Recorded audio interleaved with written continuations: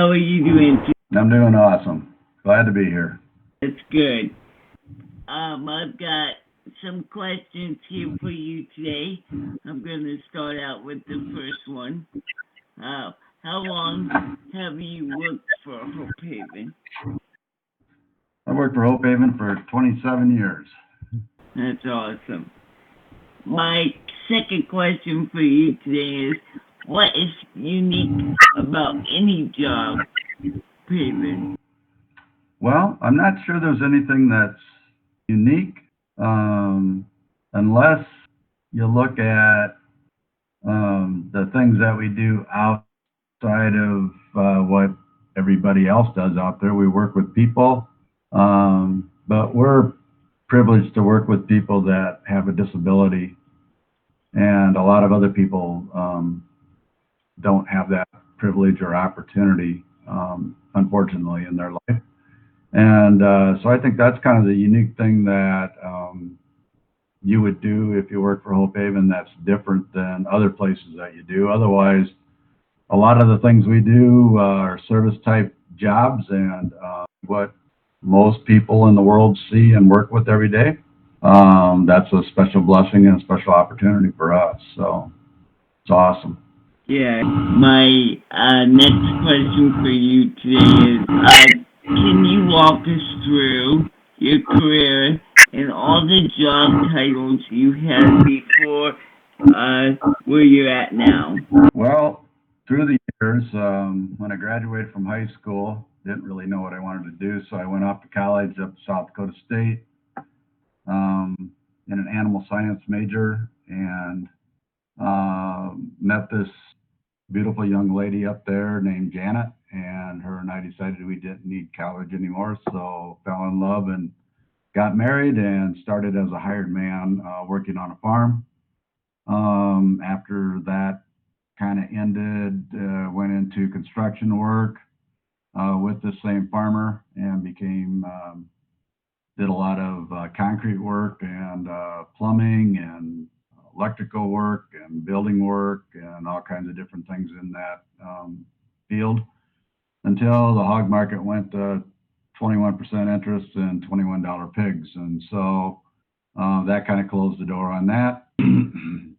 Excuse me. Then we did some rural water for a while, dug in the Southern Sioux rural water system. I did a lot of pipeline under the road burn and some of those kind of things.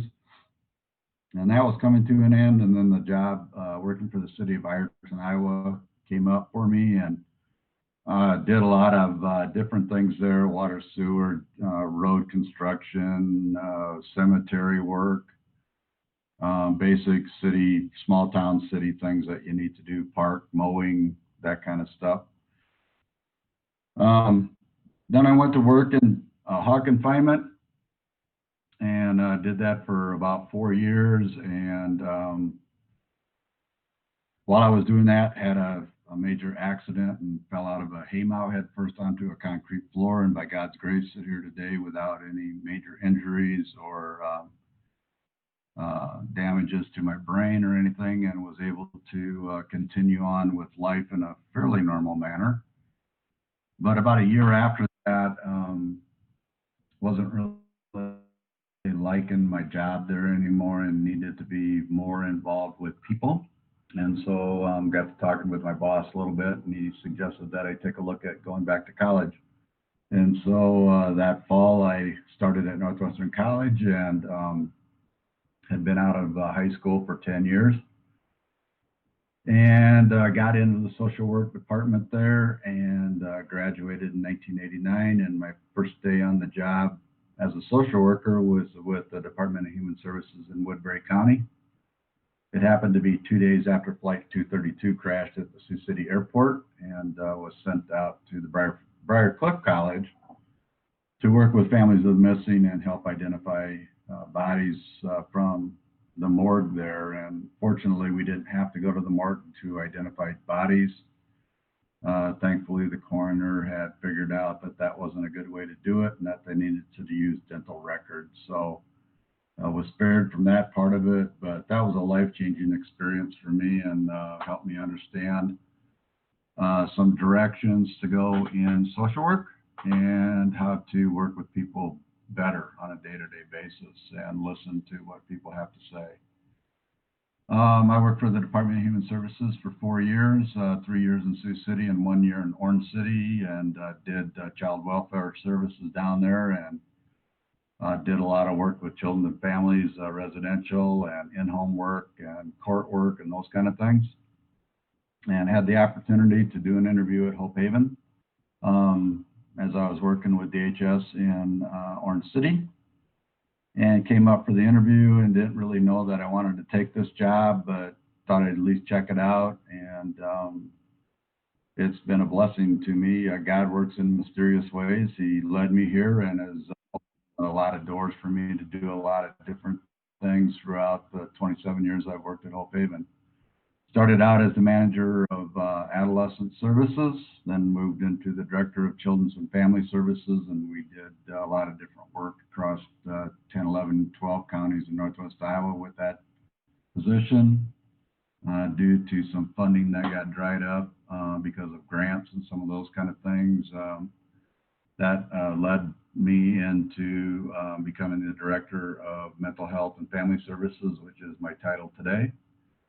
And throughout the years, that position has changed responsibilities a variety of times and has increased and decreased services throughout northwest Iowa. And my last task that's been added to my assignment is Faith Open Charity in Storm Lake, and running the ICF ID down there along with the manager, Bev Miller, there. And that's been an interesting 2.5 years of learning down there for me, and a different piece of social work that took me a little bit of time to learn how to do it. But it was a fun experience, and still doing it, and it's new and good challenges every day there also. So Yeah. That just goes, to show like how much stuff you can do in one lifetime and still learning new stuff in the lifetime. That's pretty cool. yeah, exactly. God can use you in a lot of different ways if you allow Him. He opens doors, and you just got to be open to listen to His call, and then move forward with that, and let Him lead the way for you. Yeah, that's for sure. My next question is, what does it take, in your opinion, to be promoted, excuse me, at Hope Haven from your experience? First of all, I think being open to working hard, but also open to possibilities is one of the things that we hang our hat on here at Hope Haven. We look for people's dreams, desires, and aspirations as long as that values their gifts, their talents, and their contributions. And we're looking for individual and community growth in people also, and not only the people that work here, but the people that we serve on a day-to-day basis. And so being open to those possibilities are ways for people to advance within Hope Haven and move up the chain there, so they desire and they want that leadership. The other thing we find with folks within Hope Haven is some people just want to be part of the service delivery system and the hands-on working with people with disabilities on a day-to-day basis, and that is awesome.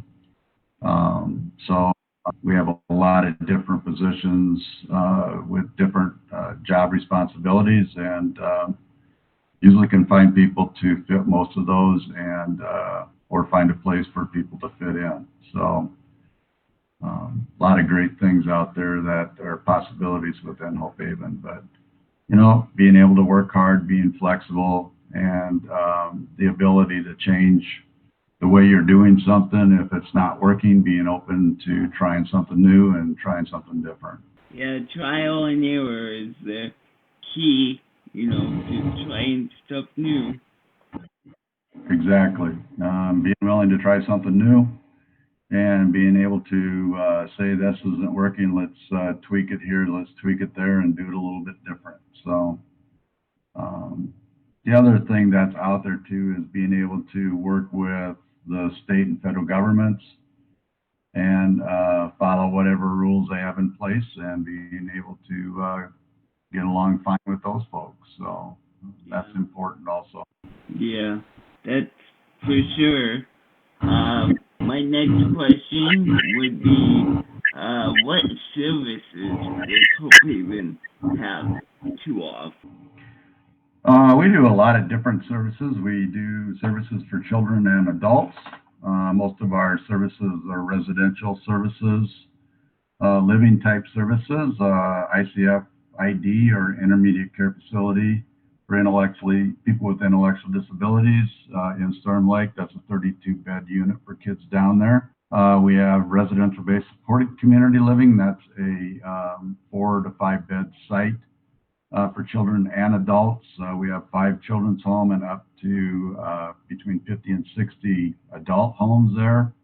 And those are usually 4 to 5 bed homes where people get to pick and choose a little bit of who they get to live with. Some of the homes are owned by Hope Haven. Some of the homes are owned by different landlords, and the people who live there actually rent them themselves. We do supported community living, which is people who live either with their parents or maybe in an apartment on an individual basis out in the community, and we do drop-in services for them. Respite services are services that we do for people who might live with a family member, and that family member needs a break to go do grocery shopping or a night out once in a while, or they need a vacation. We can come in to the home and stay with that person for several hours up to 2 weeks maximum. So those are all HCBS waiver programs, home and community-based service programs, and people would need to get Medicaid funding for those. We also do a day service called My Day for people who live in most of our residential, but also people who live in the community, but they're not eligible for work services, and gives them a broad array of services that they can work at with, or not work at, but participate in community through different types of volunteer services, different types of programming that they do, daily events that they do with folks. Sometimes they go out and explore various types of manufacturing places or a variety of different things that people do out in the community, and go bowling and some of those kind of things. The other programs that we have in place are job services, and that ranges all the way from helping people look at what kind of things would they like to do in work, do they want to work, and what's their passion for work, and what do they like to do. And so we try to help people find whatever vocation they may be interested in. Then we try to pair them up with a job that's very similar to that kind of desire, and get them out into the community. 2 years ago, we closed all of our workshop stations except for the one in Worthington, Minnesota. Iowa asked all providers to close workshops and get people into community-based employment. So that's what we do now, is help people find community-based employment. We have people working anywhere from restaurants to Walmart to cleaning shops and those kind of things. Another work program that Hope Haven provides is an integrated workshop. We're one of 3 or 4 in the United States, and we actually do hitch pins as our trademark. You'll see Double H manufacturing hitch pins and those kind of things in Vanguards and TSC and some of the more of the those types of stores across Northwest Iowa, Southwest Minnesota, and Southeast South Dakota for sure, and some in Nebraska. And different types of hardware stores may have a section of Double H manufacturing things that we bring in from around the world, and we actually package them and then put them under our label and sell them through these different types of stores. So the other program that we run is mental health services. We have a peer support service program. These are people with chronic mental illness that are needing supports in the community to help them live as independently as possible. They also are served by people who have been in recovery from a mental illness and have a high enough level of recovery in their life that they can support folks and help them walk through their mental illness with them. So, kind of a cool program that we have, and we were one of the starting programs in the state of Iowa when that came about 30 years ago, 25, 30 years ago. We also have another program called Key to Success. It's a program for people with more chronic mental illnesses, but are looking to improve their lives and to move through a different level of life. You can pick one of four different areas to participate in there, and one of them is vocational, one of them is living, one is educational, and one is community integration or community involvement. And it can take anywhere from 9 to 18 months for somebody to go through the program and work their way through. And our final result is to help that person find their dream and their desire of where they want to be when they graduate out. So that's those programs there. Hope Haven also does wheelchair ministry, and we have workshops around Northwest Iowa, Southwest Minnesota, the South Dakota State Penitentiary. We have about 50 guys working there. We have a workshop in Guatemala, and we have a workshop in Romania also, and we've delivered about 150,000 wheelchairs across 109 different countries in the world, and most of these are third world countries. And we've been doing that since 1993. So yeah, that's another one of our programs that we have out there. Yeah, the wheelchair program is an amazing program that they have there. So yeah, it's an amazing program. Any of those programs uh, sound really cool, and how you guys do them and stuff like that. Thank you. Yeah. My next question is how many locations does Hope Haven have? When I got to looking at your questions, I found that we have about 9 different cities or towns across Northwest Iowa, Southwest Minnesota that we have an office in. We do have one office in Sioux Falls, South Dakota for our wheelchair program. We provide services in about 50 to 60 different homes across Northwest Iowa and Southwest Minnesota. We have, like I said before, 2 workshops in foreign countries. One's in Berlad, Romania, and one's in Santiago, Guatemala. And so we have international programs along with multi-state programs that we provide. But yeah, so somewhere between 70 and 80 different sites that we provide services in around the world. So That's awesome. How can people volunteer at Hope Haven? well, we have a lot of different possibilities for Hope Haven to volunteer. You can find those on our website, and I think that's at the bottom of the page here. You can take a look on there. Several different things we can do. The wheelchairs is one of the volunteer things that you can do for Hope Haven. First of all, you can either donate a wheelchair if you have a used one that needs to be refurbished. You can come to one of our workshops and actually help refurbish the chair or help build brand new chairs for kids, because we're building new chairs for kids right now. You can also donate financially if that's your way of contribution or wanting to volunteer for Hope Haven. You can come and be a special friend at one of our sites. Mainly that one is at our ICFID home over in Storm Lake, but we also do that in our children's service homes across Rock Valley, Orange City, and Storm Lake also. And you can also be a big brother, big sister through the grandparent kind of a thing or a foster grandparent program to do that with some of our adults if you so choose to do that. Another way to volunteer is Hope Haven provides spiritual retreats for kids and adults on in various locations throughout Northwest Iowa and Southwest Minnesota.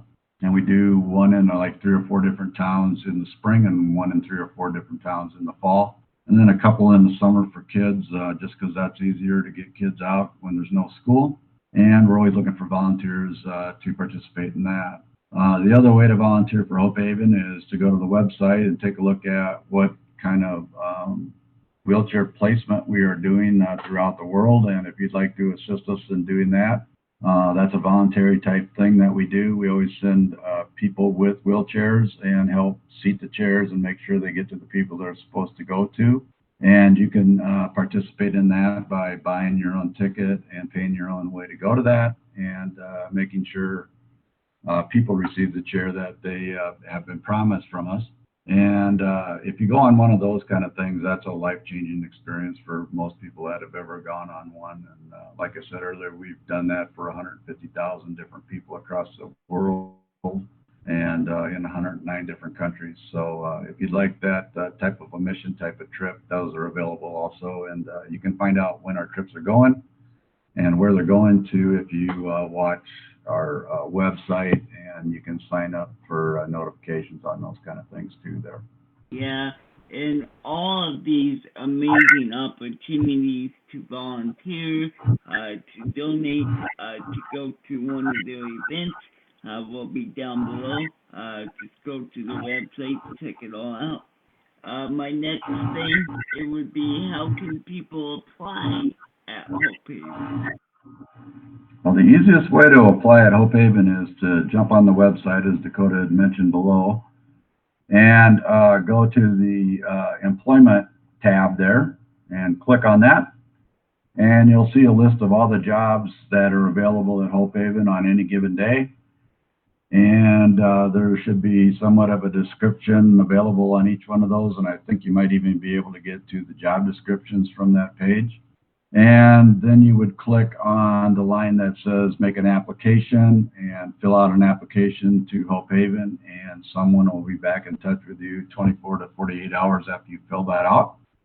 At that time, we'll discuss with you what the service is that you're applying for and answer any questions, and then set up an interview time with you.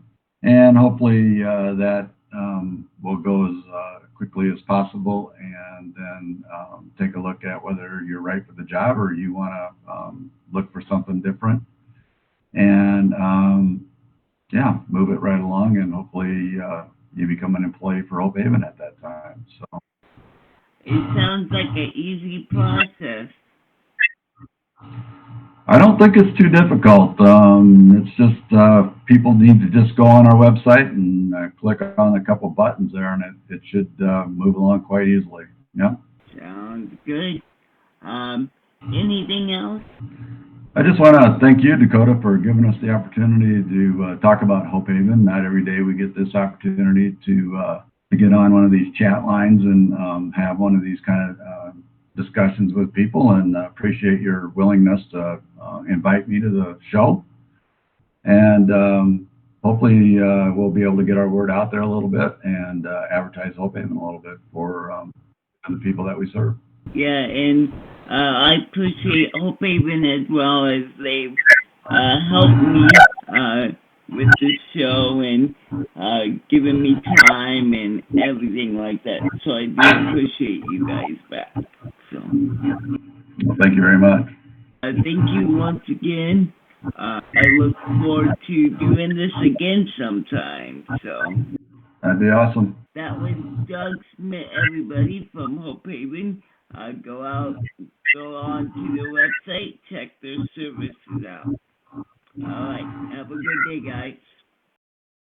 Hi, this is Lori Wallenberg from Hope Haven. I have worked at Hope Haven for 10 years. I enjoy working here because it is such a blessing to see those we serve reach their fullest potential and become as independent as possible in all aspects of their lives. I feel appreciated as a vital member of the Hope Haven team, and my fellow coworkers are caring and fun-loving. Hope Haven offers outstanding health insurance and retirement benefits. I encourage you to join the Hope Haven family. Check out our job opportunities at hopehaven.org.